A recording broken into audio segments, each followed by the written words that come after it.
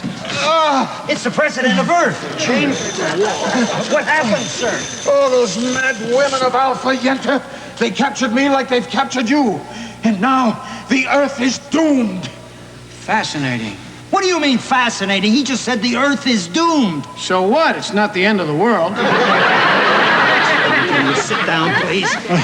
Do these. They wouldn't dare. It's true. Mr. Spoof, you've got to get us out of here. I think I can, sir, with this weapon. It's an antimatter disintegrator beam. I'll blast a hole in that wall.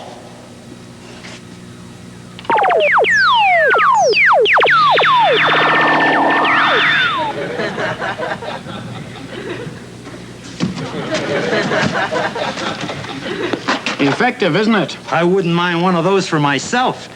Radio Shack. Look.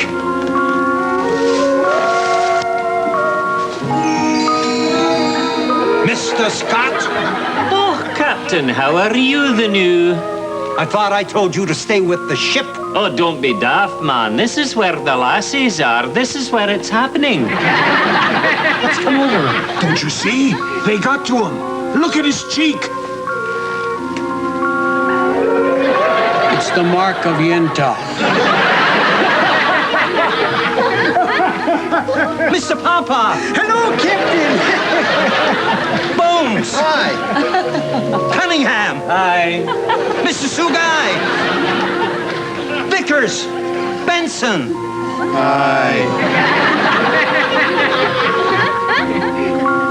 My whole crew, they're all bewitched. Yoo-hoo, Mr. President. Come with me. I can't resist any longer. I'm only flesh and blood. Mr. President! Sir! I can't understand it. They got to everybody. Except you and me, Captain. That's true. Of course, they can't get to me because I'm a Vulcan. I have no emotions. Well, that's right, but how come they didn't get to me? Captain, the crew asked me to give you this. It'll make your breath fresh for hours. I use it, Mr. Spoof. But thanks anyway. That took courage. What's courage? Oh, shut up. Attention, attention, strangers. Her Serene Highness, Queen of Alpha Yenta, bids you come to the royal throne room.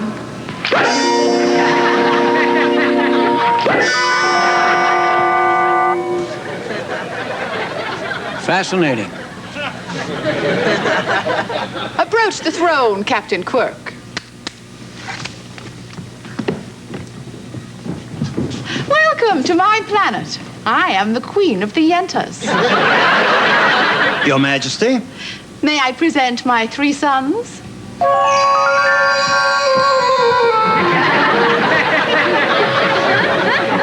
Justin, Sasha, and Zeppo.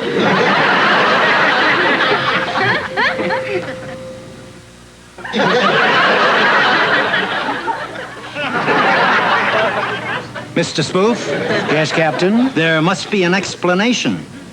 Very well, let's hear it. I mean, it's obvious that you have been here before. A logical deduction, Captain. And not only that, that there's been a little hanky-panky between you and the Queen. We prefer to call it Sovereignty Association. Then you are... Who else but the King of the Yentas?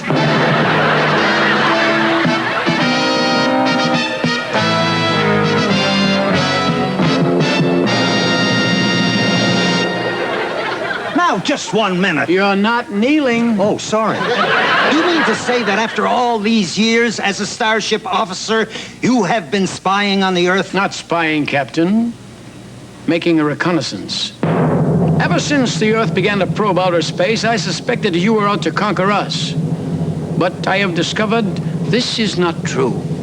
Earth people are gentle people, people of peace. None of you have overpowering ambitions or wild dreams of conquest, with the possible exception of John Bassett. Captain Quirk. The king and I would be delighted if you and your crew would remain here with us on this planet paradise. A splendid idea, Grace. Gentlemen of the crew, you're all invited to stay with us here. Ladies, make them welcome. Make them welcome. Wait a minute, just a moment. I am sorry, Your Majesty. This is very tempting, but I'm afraid we cannot stay in your Shangri-La. We are all human beings, and we require the struggle, the challenge, the competition, not the indolent life of the lotus eater.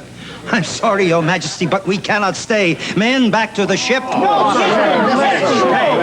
Remember your oath. You are all starship officers. Bones. I guess you're right, sir. Scotty. Oh, aye, Captain. We know our duty and we'll do it. Good. All right, back to the mothership. I don't know. I guess we better go, yeah. Oh, Captain! I guess it's no choice. I salute you. A gallant gesture. You are a man of dedication, courage, and superb intelligence. Thank you, Your Majesty. Dedication, courage, and superb intelligence. Well, after all, my dear, this is science fiction. Oh, children, it's time for Mork and Mindy.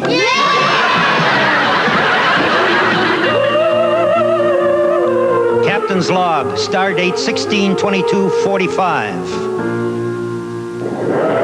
As our starship races further and further away from that strange enchanted planet, the flight deck is strangely silent. Did we make the right decision? Were we right to give up the good life on that permanent paradise? Or were we complete idiots? Right.